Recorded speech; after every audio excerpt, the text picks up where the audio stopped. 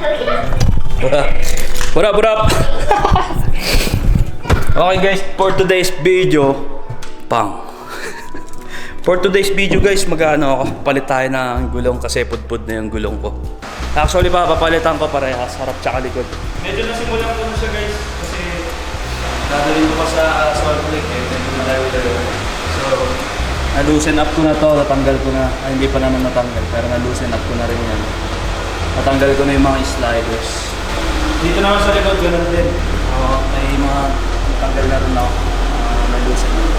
Ito lang ang kulang kong tool.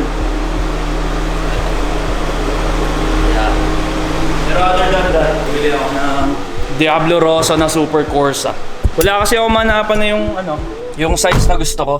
Gusto ko sana 180 by 60. Yung kinuha ko, sabi ni Tropa, try ko lang daw muna para maramdaman ko kung paano yung feeling.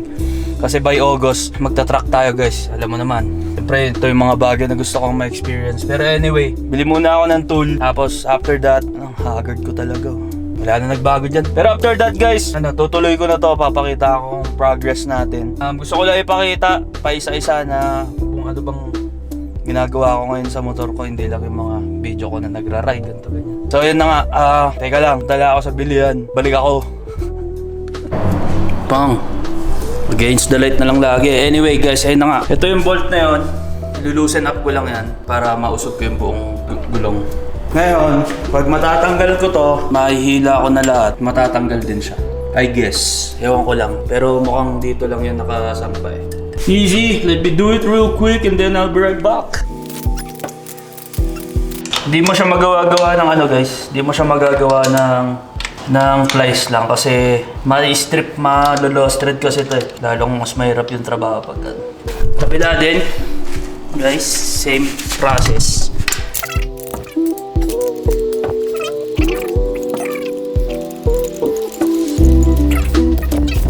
Crucial part, which is scary para sa akin kasi first time kong gawin to.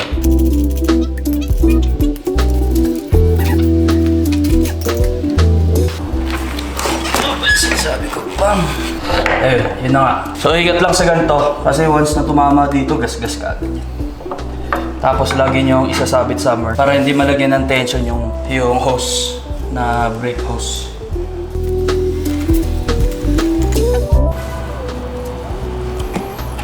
Okay, one down. Ito mo yung pudpud. Wires na yan.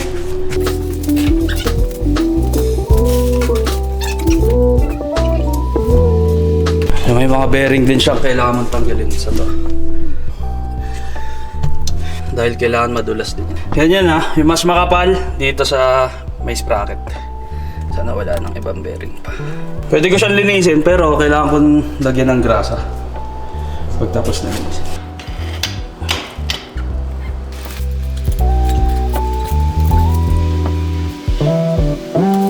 Bago mo tanggalin yung front wheel, kailangan mo na tanggalin to, front brakes. 1, 2, tapos matatanggal na yun. Pero kailangan mo pa rin isabit yun somewhere. Tulad ng sabi ko, bakit pag nalalagyan ng tension to? Tapos tatanggalin mo rin to. Kasi if hindi mo tinanggal tong brakes na to, sasabit siya sa rims. Na-experience ko na yan guys, may gas-gas somewhere to.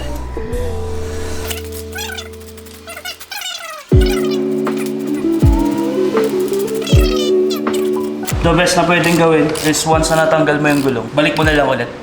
Pero hindi mo siya ita-tighten para at least may suporta lang talaga.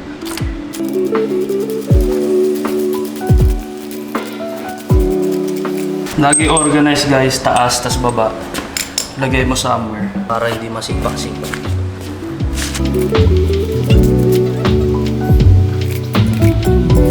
Ayun, hard part. Lagi to. Bakit mahirap to? Kasi once na nag-wiggle yung manibela, dumudulas dito sa goma ng paddock stand.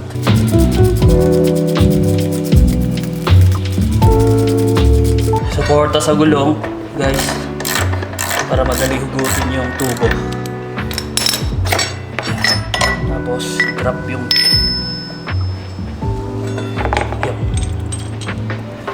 bearing ulit yan guys, dito. Ito, bearing ba tawag yan? Parang spacer something. Dalawa, yan. The best way na, kasi itong forks guys, once na nag-twist yan, dudulas dito, babagsak yung motor. So the best way na either one hindi mag-twist, ibalik mo na lang ito. Tubo.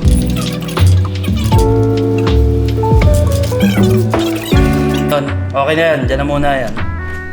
May support naman na kahit paano, ibabalik ko na lang ito.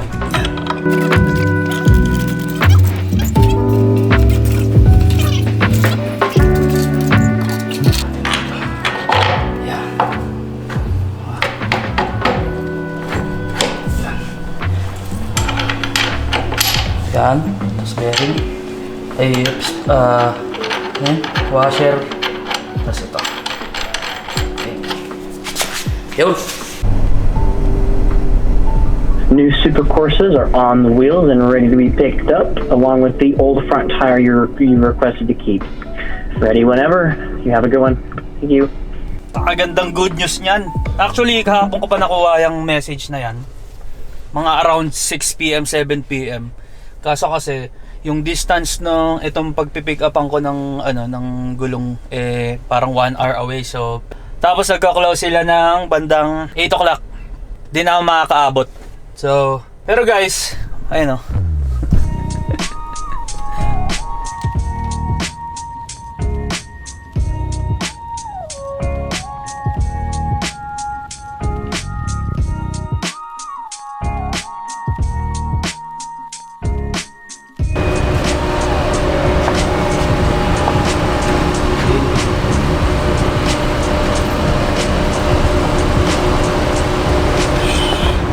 Luma. Panis. Pang-karera. Pang-karera yan guys. May pagkarera ako August 8. I'll see you in a little bit. Aray.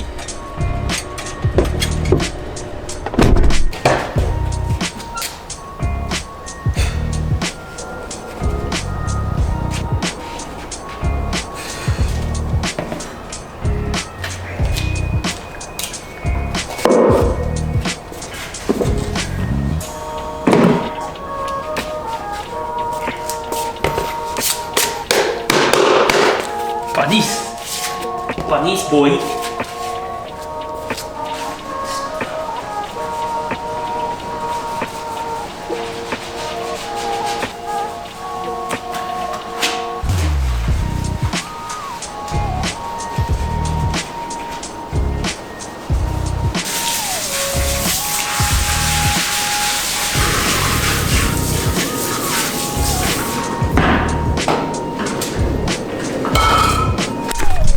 Okay boys, one down. Linis o, diba? Yan. Ganda yan pag malinis tapos kakapit ka. Next, front tires. So, it's ganda. Pogi o. Ito magagalit ng mga tao dito sa nice and clean guys. Nice and clean.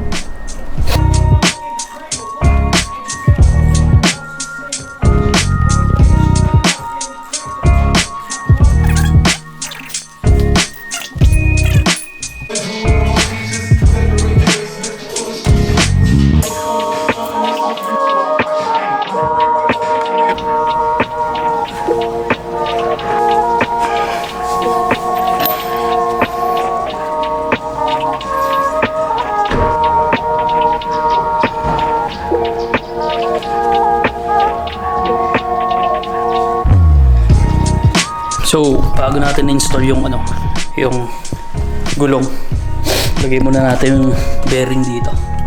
Tapos, pag i-install mo na yung bearing, tapos install mo na yung gulong, may rotation to na kailangan mong sundin. So, hanapin natin yun. Ito, rotation. So, ibig sabihin yung gulong this way. Pag ganito, nakaharap dito.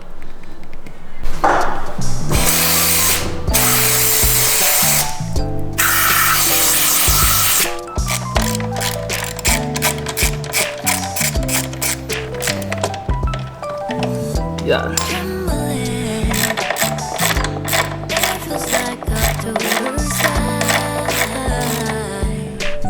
Sarap pa lang yan guys. Nabot na ako ng siyam-siyam.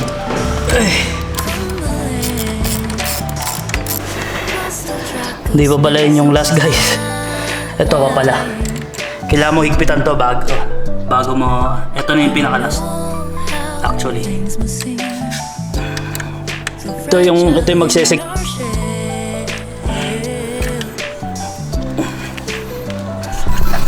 Dito guys, kailangan nila lagi ng torque wrench. Lagi advisable may torque wrench. Pero syempre, Pinoy tayo. So, hand tight lang tayo.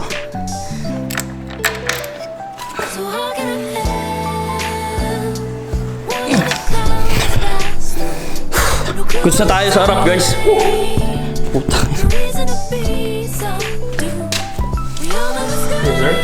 Goods na tayo sa harap. Sa likod naman. Last na. Sakit na lang pa ako. Tsaka likod ko pero last na. Makapagpahinga na ako.